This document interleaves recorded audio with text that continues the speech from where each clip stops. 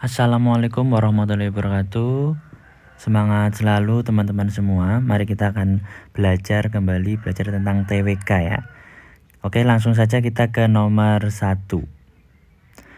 Indonesia adalah negara yang multikultural dengan keberagaman suku, agama, ras, etnik, antar golongan, budaya, serta karakteristik dan keunikan di setiap wilayahnya. Pada dasarnya, keberagaman masyarakat Indonesia menjadi modal dalam pembangunan bangsa. Oleh karena itu, sangat diperlukan sikap atau perilaku yang menunjang terciptanya kondisi tersebut.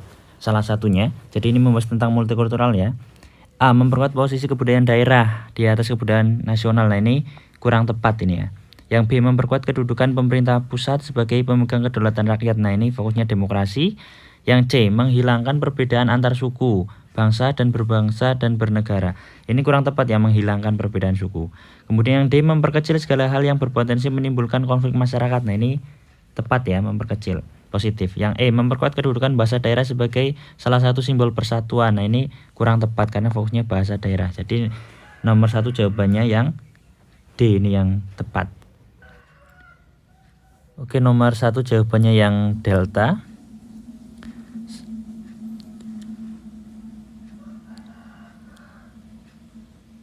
Jadi memperkecil segala hal yang berpotensi menimbulkan konflik merupakan sikap perilaku yang paling efektif ya dalam menjaga persatuan dan kesatuan di tengah keberagaman atau multikultural bangsa sehingga hidup rukun bisa tercapai. Oke, nomor 2 ini terkait dengan Pancasila.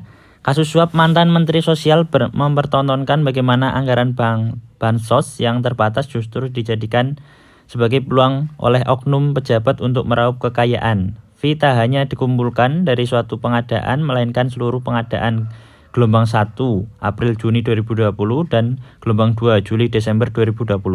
Kabar ini tentu melukai hati masyarakat Indonesia dan membuat kesenjangan sosial semakin terbuka lebar. Perilaku yang ditunjukkan oleh mantan Menteri Sosial di atas jelas bertentangan dengan nilai-nilai Pancasila, khususnya sila ke.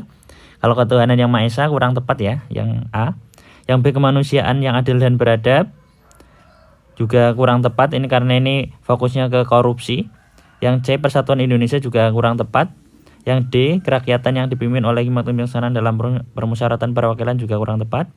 Yang E. Keadilan sosial bagi seluruh rakyat Indonesia. Nah, ini jawabannya yang E ya. Sila kelima, keadilan sosial bagi seluruh rakyat Indonesia.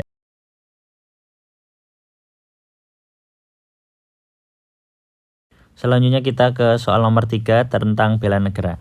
Berikut ini bukan termasuk upaya bela negara yang dapat dilakukan oleh seluruh warga negara yang bertempat tinggal dalam suatu negara, yakni, nah kata kuncinya itu bukan ya. Opsi A, untuk menjaga keutuhan wilayah, ini jelas termasuk upaya bela negara. Yang B, upaya bertahan dari ancaman terhadap negara, juga upaya bela negara.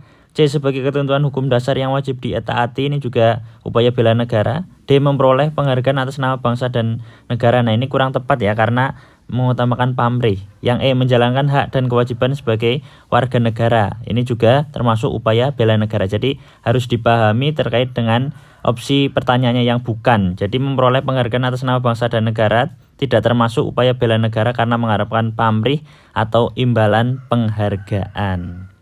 Selanjutnya nomor 4 tentang Pancasila. Pembagian kekuasaan lembaga tinggi negara terbagi menjadi lembaga eksekutif, legislatif, dan yudikatif. Ketiga lembaga tersebut memiliki integritas masing-masing yang dipersatukan dengan. Silakan dijawab terlebih dahulu. Oke, sudah ya. Yang A, hukum jelas kurang tepat ya. B, Pancasila ini sebagai sumber dari segala sumber hukum.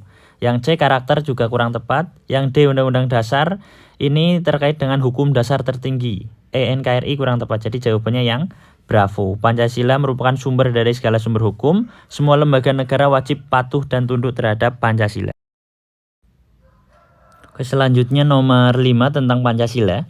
Masyarakat Indonesia yang tinggal di daerah terpencil memiliki keterbatasan akses transportasi, sehingga sulit mendapatkan kebutuhan hidup. Oleh karena itu, Presiden memerintahkan pemerintah daerah untuk bekerjasama dengan pemerintah pusat membangun fasilitas untuk mempermudah akses menuju daerah terpencil. Perbaikan fasilitas menciptakan pemenuhan kebutuhan hidup bagi masyarakat di daerah terpencil menjadi mudah dan tercukupi dengan baik. Berdasarkan situasi tersebut, untuk mendukung keberhasilan diperlukan Pancasila sebagai pendorong terciptanya pembangunan pada daerah terpencil. Hal ini merupakan satu wujud dari fungsi Pancasila sebagai. Oke, silakan dijawab terlebih dahulu. A. Jiwa bangsa Indonesia ini kurang tepat ya, bukan sebagai jiwa. B. Perjanjian luhur ini berarti terkait dengan perjanjian para pendiri bangsa. C. Kepribadian bangsa ini yang membedakan bangsa Indonesia dengan bangsa yang lain. D. Moral pembangunan. D. Moral pembangunan, nah ini jawabannya terkait dengan pembangunan ya, moral pembangunan. Pancasila sebagai moral pembangunan mengamanatkan pemerataan pembangunan sampai daerah terpencil. Selanjutnya PR ini terkait dengan Pancasila ya. Pancasila sebagai perjanjian luhur disahkan oleh PPKI pada 18 Agustus 1945. PPKI merupakan badan yang mewakili suara rakyat. Hal ini dapat diartikan bahwa oke, silakan buat PR dijawab oleh teman-teman semua. Sesi kedua akan kita bahas. Terima kasih, semangat selalu. Wassalamualaikum warahmatullahi wabarakatuh.